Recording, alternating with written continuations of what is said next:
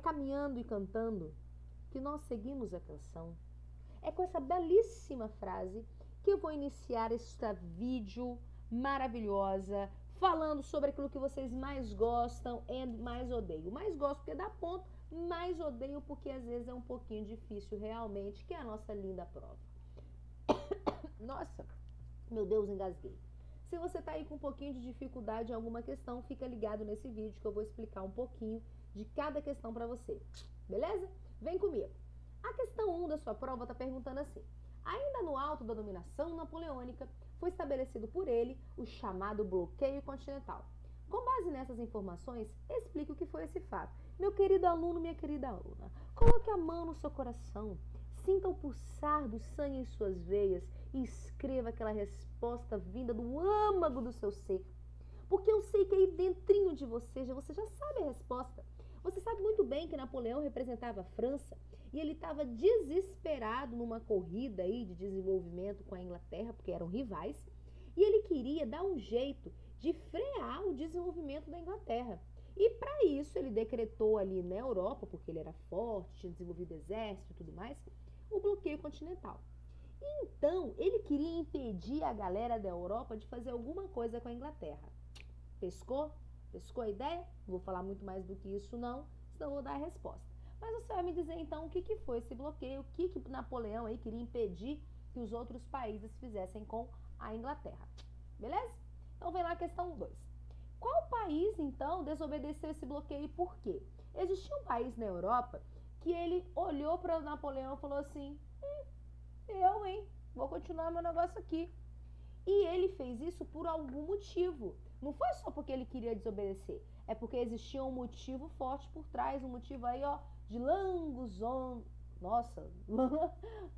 anos históricos que impedia esse país de obedecer aí o bloqueio continental que Napoleão decretou para a Inglaterra, beleza? E eu quero que você me fala sobre ele, qual foi esse país e por que ele não respeitou. Questão 3. Ainda com medo da invasão de Napoleão, Portugal resolveu vir para o Brasil, chegando aqui com a corte. Por que podemos dizer que foi estabelecido a quebra do pacto colonial? Nesse momento, na questão 3, está se perguntando para você o seguinte, dando, aí óbvio, a resposta da 2. A corte portuguesa resolveu não obedecer Napoleão e vir aqui, ó, fugida para o Brasil. Aí, pensando aqui, botando o tico-teco para funcionar. Aí existia o pacto colonial, que era a relação de subordinação da colônia, que no caso era o Brasil, com a metrópole, que era Portugal. Assim que a corte vem para o Maranhão, há um tal de quebra de pacto colonial. Por quê, gente? Pensa bem. A sede administrativa, ela estava onde agora? Estava na metrópole ou estava na colônia? Pensa e responde aí a questão 4. Aí aqui, ó, a questão 3. A questão 4 vem perguntando para você o seguinte: avisa o povo aí de cima de que nossa herança maldita não cabe mais debaixo do tapete. E aí debaixo do tapetinho ali, que é o exemplo da bandeira do Brasil, tem assim: encarceramento em massa, racismo, violência de gênero, desigualdade social e assim sucessivamente.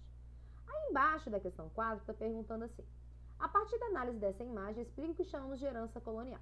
Meus queridos, a gente tem que pensar o seguinte: herança colonial está falando sobre aquilo que nós trazemos como resquícios na nossa vida da sociedade brasileira hoje em dia, como herança do período que o Brasil ainda era colônia.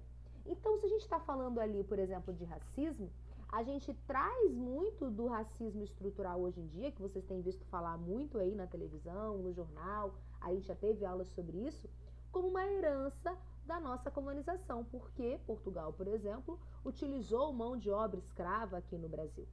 Se a gente está falando de desigualdade social, isso pode ser uma herança colonial a partir do momento que, de fato, o Brasil viveu sob a luz de um império, sob a luz de um rei que mandava, e quando, por exemplo, a independência foi feita pelas elites no Brasil e não pelo povo todo, realmente.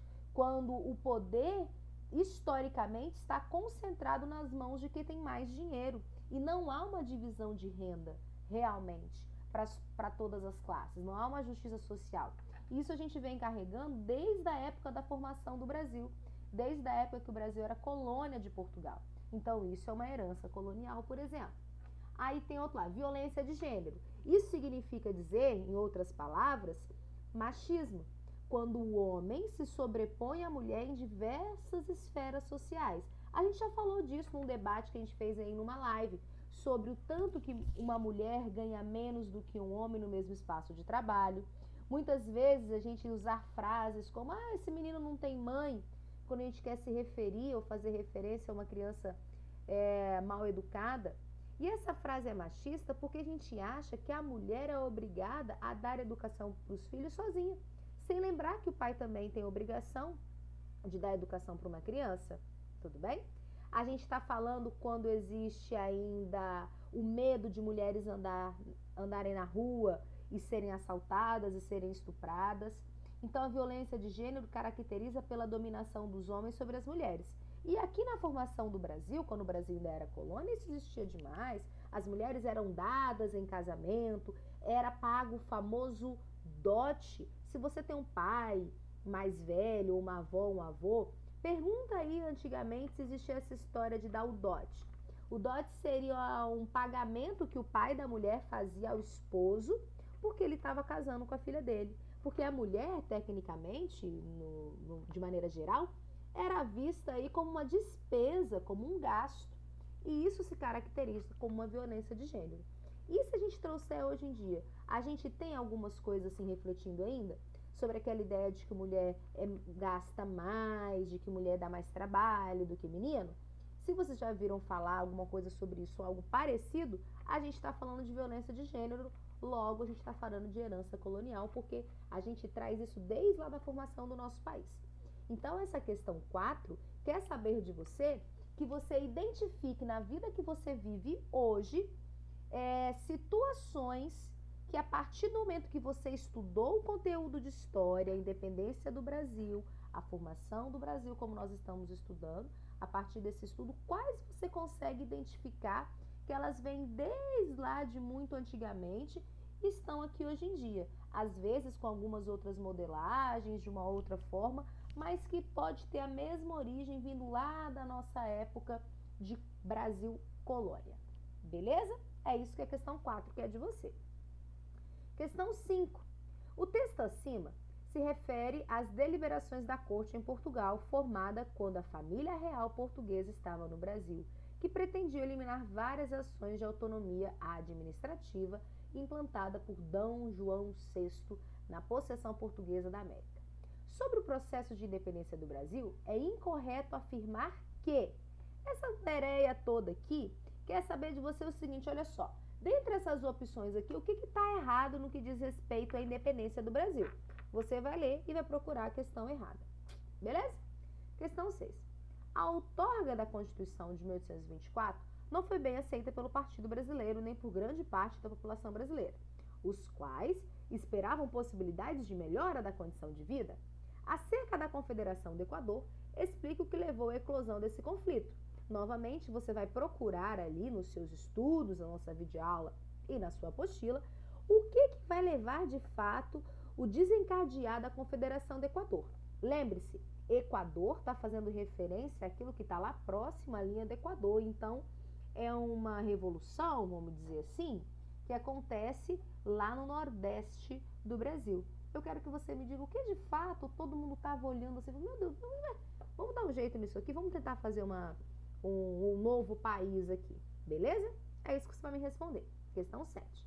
A elaboração de uma constituinte para o Brasil se tornava algo urgente e necessário. A convocação de uma assembleia em maio de 1823 deu início a esse processo. Dom Pedro I jurou obedecer essa Constituição se ela fosse digna dele. Olha só. Sobre isso, explique por que Dom Pedro rejeitou a primeira proposta de Constituição e qual foi o poder criado para garantir a ele o poder.